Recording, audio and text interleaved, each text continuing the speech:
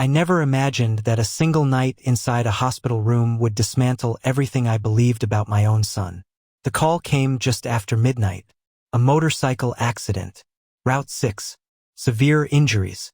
By the time I reached the hospital, my hands were shaking so badly I could barely sign my name at the front desk. They told me my son, Daniel, had fractured bones, internal trauma, and possible nerve damage. The word paralysis floated through the hallway like poison. For 3 days, I barely left his bedside. The machines breathed and beeped for him while I sat in a stiff vinyl chair, counting the seconds between his breaths. Every groan he made felt like a blade pressed into my chest. He was 35 years old, but lying there pale and broken, he looked like the child I once carried on my shoulders. "Dad," he whispered once, barely opening his eyes. "I'm here," I said immediately. "I'm not going anywhere." He told me to go home, said I looked exhausted, said his wife would handle things in the morning. But I couldn't leave. A father doesn't walk away when his son is suffering. Late that third night, a nurse came in to check his vitals. Her name badge read Elena. She was calm, efficient, and quiet. She adjusted the 4, checked the monitors, and spoke softly so she wouldn't wake him fully. As she turned to leave, she paused beside my chair. Her hand brushed mine. Something small was pressed into my palm. I looked up sharply. Her face didn't change, but her eyes did. There was fear in them, urgency, a silent plea. She gave the smallest shake of her head and walked out without another word. My heart pounded as I unfolded the paper beneath the blanket. 4 words, written fast, written desperate. "He's lying. Check the cameras." 2 a.m. I stared at my son. He slept peacefully, his face relaxed, his breathing steady. The same son who had sworn as a boy that he would never lie to me. The same son I trusted more than anyone else in this world. Lying about what? The accident? The pain? The injuries? The room suddenly felt colder. The beeping louder. The air heavier. I folded the note and slid it into my pocket, my hands trembling. I didn't know what I would find, but I knew one thing with terrifying certainty. By morning, my life would never be the same. What I saw on the hospital cameras at 2 a.m. shattered every memory I had of my son. I left the hospital before sunrise. Not because I wanted to, because I couldn't breathe inside that room anymore. The note burned in my pocket like a secret I wasn't ready to face. "He's lying. Check the cameras." 2 a.m. I kept telling myself it was a mistake, a misunderstanding, a tired nurse seeing things that weren't there. But doubt has a voice, and once it speaks, it doesn't stop. I drove to an all-night diner a few streets away, the kind with cracked booths and bitter coffee. I sat alone, staring at the folded paper on the table like it might change its mind. My son, lying to me? I replayed the past few days in my head. The way he cried louder when visitors arrived. How the pain seemed to disappear when he thought I wasn't watching. How his wife casually mentioned the value of my house. Too casually. I had ignored all of it. Because love makes you blind, and fear makes you obedient. I needed the truth. I called an old friend, a man I hadn't spoken to in years. Once an engineer like me, now a private investigator. When he answered, I didn't waste time. "I need access to hospital security footage," I said. Silence. Then, "Are you sure?" "No," I replied, "but I need it anyway." 2 hours later, I was back in the hospital parking lot, sitting in my car, laptop open, hands shaking, heart pounding like it wanted out of my chest. A message arrived. "Watch it alone." I stared at the screen. Once I clicked play, there would be no going back. No pretending. No forgetting. I clicked. The camera showed room 412. Timestamp, 2:03 a.m. I watched myself leave the room. Old, exhausted, trusting. The door closed. Nothing happened for a moment. Then my son's eyes opened. Not slowly, not painfully, fully alert. He turned his head. Left, right, listening. Then he sat up. No struggle. No hesitation. My breath stopped. He swung both legs off the bed. Both. including the one they said might never move again. Then he stood, walked, like nothing was wrong. I gripped the steering wheel as my vision blurred. My chest tightened. My hands went numb. At 2:08 a.m., his wife entered the room carrying fast food. They laughed. They ate. They talked comfortably. At 2:15, she kissed his forehead and left. He lay back down, pulled the blanket up, closed his eyes, broken again. The video ended. I sat frozen in silence. The son I raised, the man I trusted, the boy who promised never to lie, gone. But the footage wasn't the worst part. The real reason behind his lie was still waiting to be uncovered. I didn't cry. Not in the car. Not when the screen went black. Not even when my hands began to shake. Shock doesn't always scream. Sometimes it goes silent. I closed the laptop slowly and rested my forehead against the steering wheel. My son could walk. That single truth echoed again and again, growing heavier each time it returned. If he could walk, then everything else was a lie. I drove home without music, without thought. The house greeted me with familiar stillness. The same walls my wife and I had painted together decades ago. The same floors my son had learned to walk on. And suddenly it all made sense. The forced pain, the dramatic suffering, the constant talk about medical bills, and the house he kept bringing up. I sat at the kitchen table and opened my laptop again. This time I wasn't looking at footage. I was looking at finances, bank alerts, emails, property documents.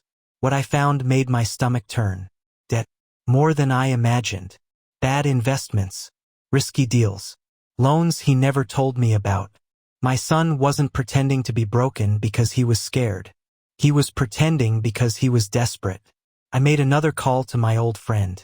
When he answered, I didn't ask questions. I need everything, I said.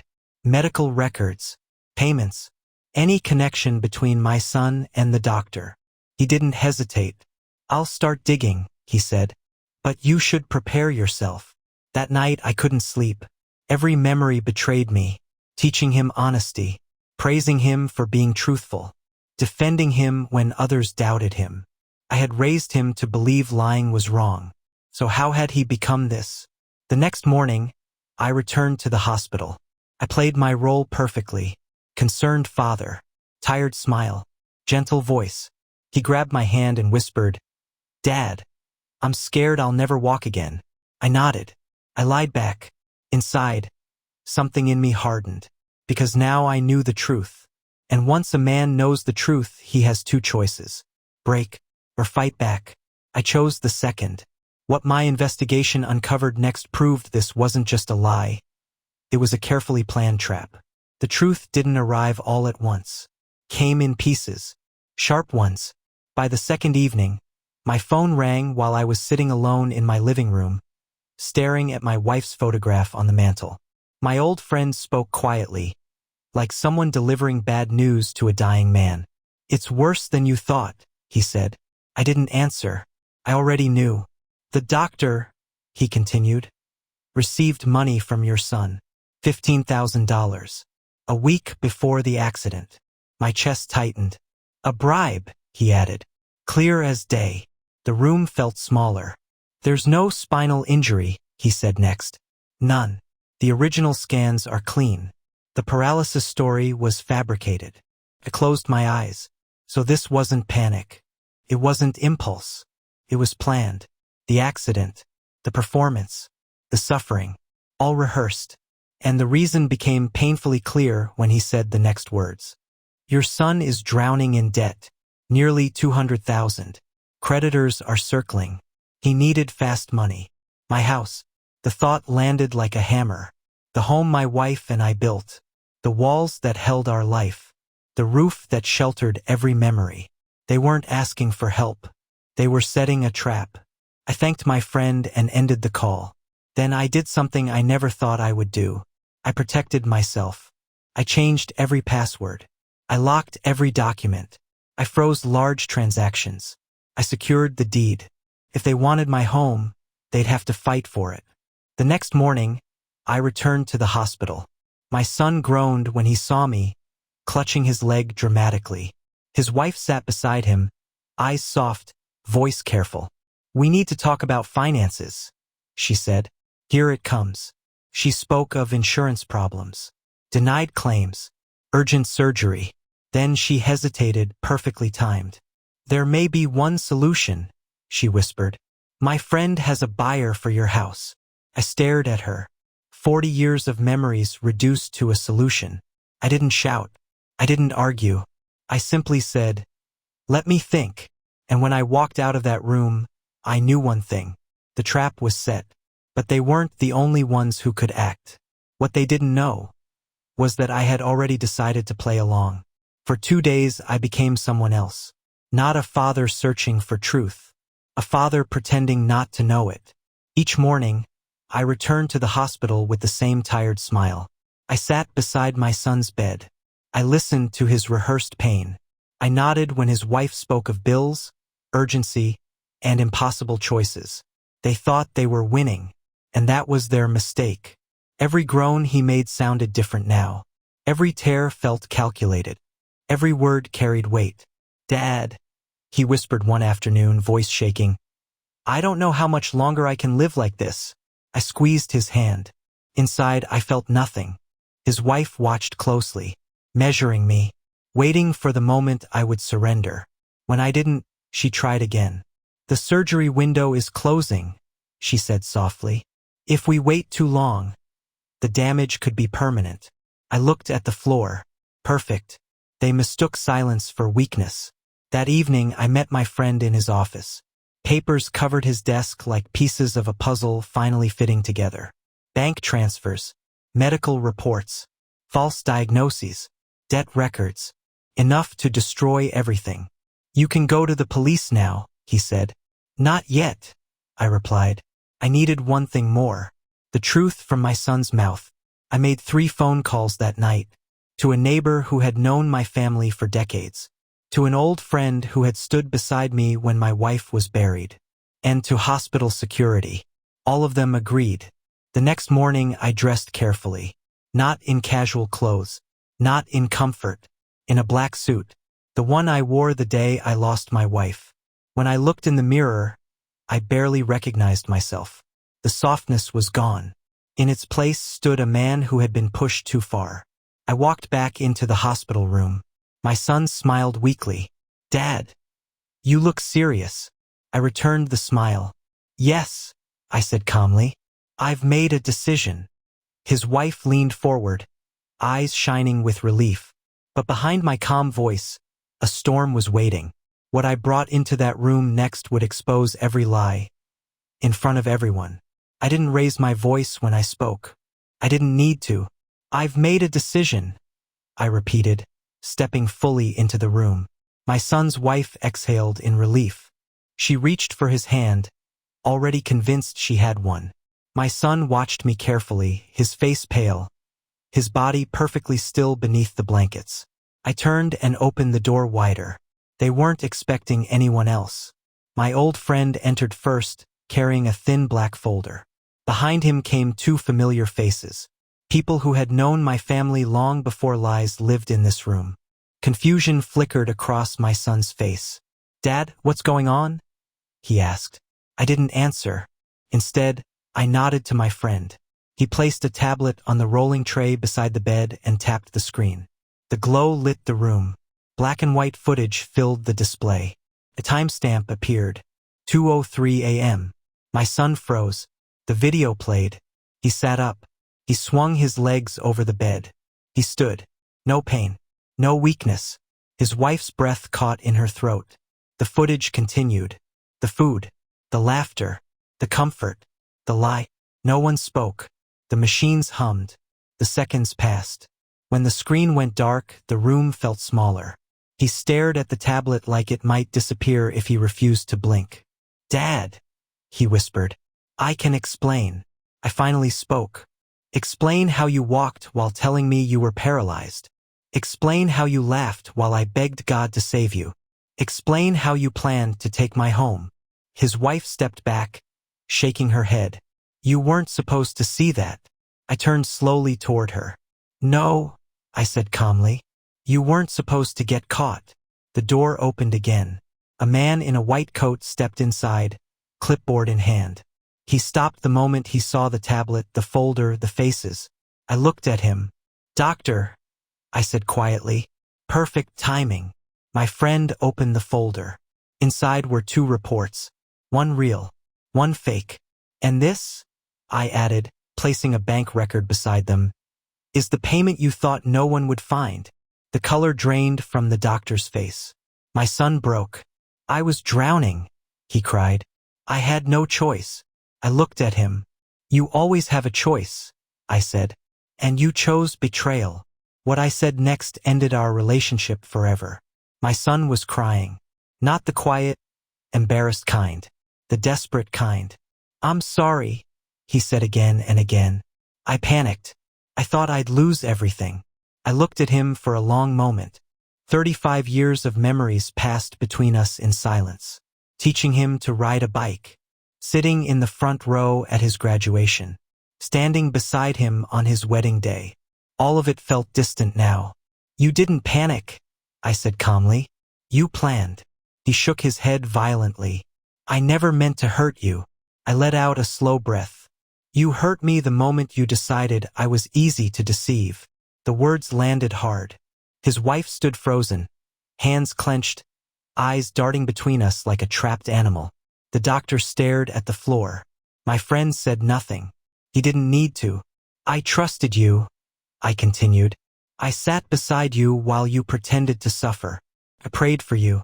I begged God to take my strength and give it to you." My voice didn't shake. "That wasn't weakness," I said. "That was love." My son reached toward me. "Dad, please, don't walk away." I stepped back. "You walked away first," I said quietly. "When you chose lies over truth. When you chose money over family." The room felt unbearably still. "I won't sell the house," I said. "And I won't protect you from the consequences of what you've done." His wife finally spoke, her voice thin. "You can't do this. He's your son." I turned to her. "And that makes this worse," I replied. My son sobbed openly now. "I can fix this. I swear." I shook my head. "Some things break only once." I turned toward the door. "Goodbye," I said. I didn't look back. In the hallway, my legs trembled. A hand caught my arm. A familiar voice asked if I was all right. I nodded, though I wasn't sure it was true. Behind me, doors opened. Voices rose. Consequences began. Ahead of me was silence. And something else. Freedom. But healing doesn't begin the day you walk away.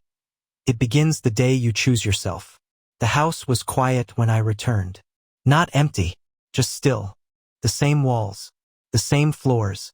The same photographs watching me from their frames. I stood in the doorway longer than usual, letting the silence settle. For the first time in weeks, my chest felt lighter. The storm was over. The days that followed moved slowly. Investigations began. Questions were asked. Consequences arrived without my help. I didn't attend hearings. I didn't read letters. Some apologies are written for the sender, not the receiver. I focused on living. Friends checked in. Neighbors brought food. My grandson visited on weekends, his laughter filling rooms that had held too much sorrow. Life reminded me that loss doesn't erase connection. One afternoon, I stood in the garden my wife once loved. Winter had stripped most of it bare. Yet near the fence, a single flower pushed through the cold soil. Small, defiant. I smiled. Healing isn't loud. It's quiet choices made daily. I thought about everything I had learned. Love doesn't mean blindness. Family doesn't mean permission to harm. Forgiveness isn't required to find peace. What matters is dignity. I loved my son. But loving someone doesn't mean sacrificing yourself for their lies. That truth took me years to understand. If you are listening to this story and facing betrayal from someone you love, hear this clearly. You are not weak for trusting. You are not cruel for setting boundaries. You are not wrong for choosing yourself. Strength sometimes looks like walking away. As night fell, I sat by the window, watching the lights glow across the street. The house felt warm again, safe again. I hadn't lost everything. I had lost an illusion, and in its place I gained something far more valuable. Peace. My name is Edmund. This is my story, and if it helped you feel less alone, then telling it mattered. Thank you for listening.